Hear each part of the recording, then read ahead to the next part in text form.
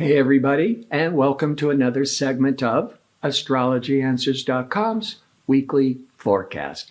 My name is Terence. The week begins on Monday, April the 4th, with the moon in Taurus, starting the new work week with a lot of steady, focused energy. Taurus is materialistic. It wants to get the job done, but it's very calming and steady energies. Mars, the ambitious planet, will align with restricted Saturn or very focused Saturn.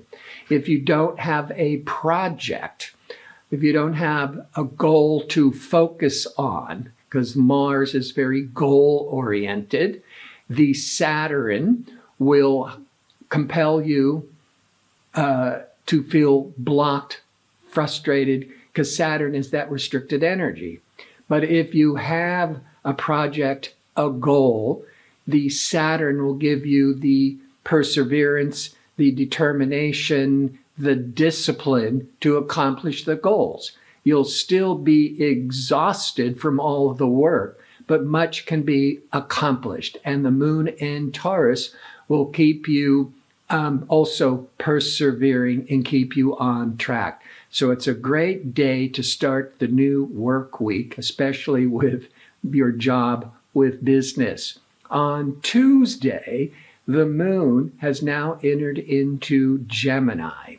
Taurus is very stabilizing, whereas Gemini is all over the place, going from idea to idea, jumping from one appointment, running a lot of errands, because Gemini is all that stimulating mental energies.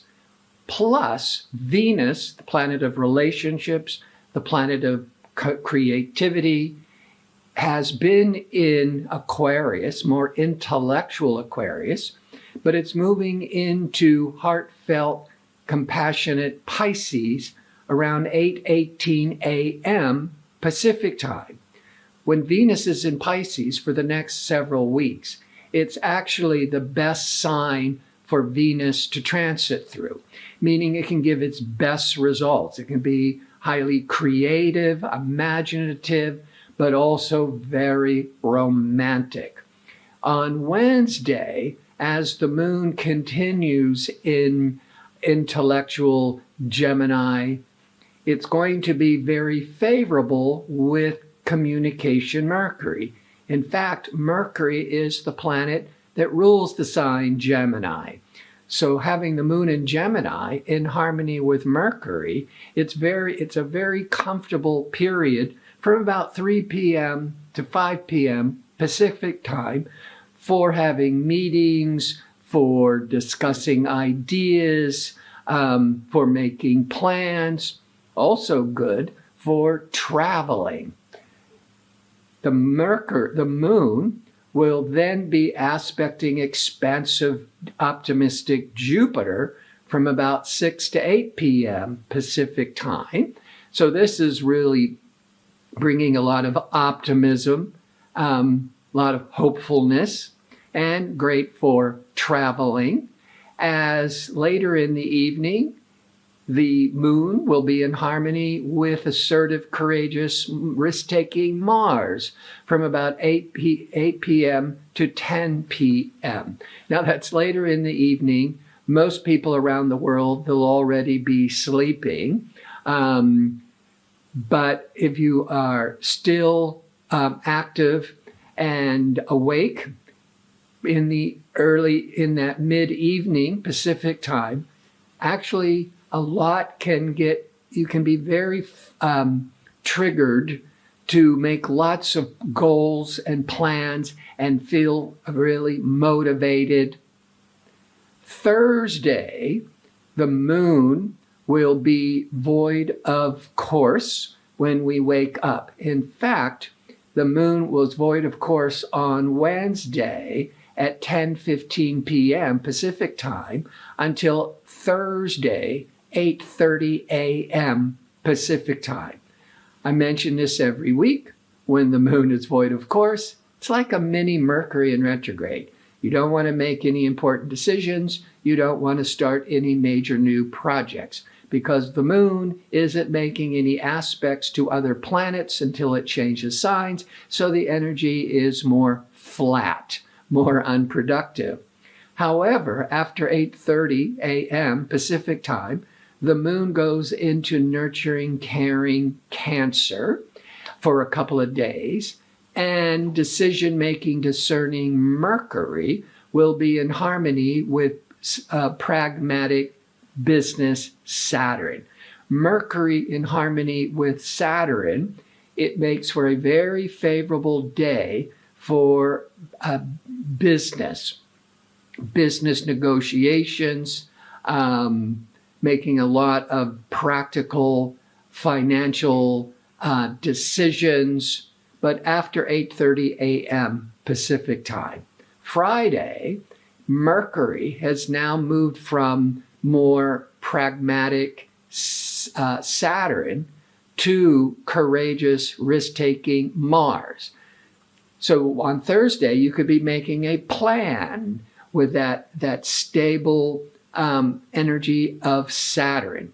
By Friday, you can hit the ground running as that Mercury, that decision-making, thinking Mercury in harmony with ambitious, assertive Mars. Mercury, Mars can really stimulate the mind. It is really favorable for debating. Conversations will be more sharp and more stimulating. As that moon is in Cancer, helping, and your focus may be more on personal matters, family matters, and with Mercury, Mars, perhaps there's a lot of projects that you are taking action on with home, with domestic, with the home, with the family.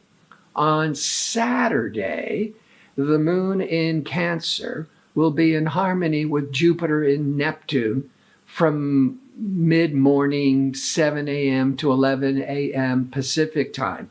Jupiter-Neptune is starting to come together through all of April, once every 13 years. This can be a very idealistic, hopeful time in general, and it'll play out in many different ways, mostly all positive, because Neptune is that dream, that imagination, that Jupiter is expanding. But the moon, which sets the emotional tone in Cancer, in sensitive emotional Cancer, will be in harmony with that Jupiter, Neptune, which will be in Pisces. They're all water signs, all compatible. So emotionally, in this morning Pacific time, you might be feeling very hopeful and idealistic. Could be excellent for charity, helping those in need, a lot of selfless energies. By 4 to 7 p.m. approximately Pacific time, the moon will be in a stressful angle with communication Mercury and with compulsive Pluto. So in the first part of Saturday, there's a lot of idealism and empathy and wanting to help those in need.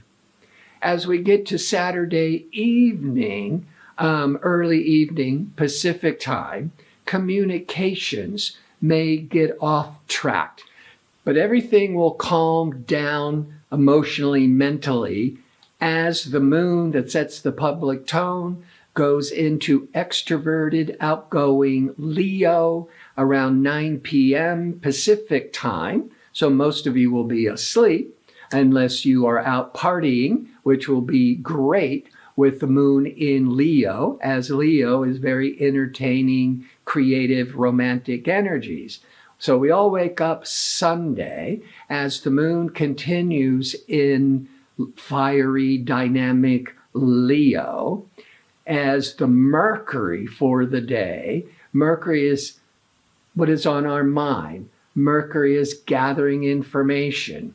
Mercury is all this curiosity and interest. the Mercury will be aspecting Pluto. Pluto in mythology rules the underworld. So there might be a great interest with Pluto, with psychology, astrology, the occult. Those are all things represented by the underworld ruled by Pluto. Also really favorable for studying and researching and really concentrating the mind to be able to pass tests, finish your thesis, really study hard. Before I sign off, I want to remind you I'm available for a one-question offer for a nominal fee.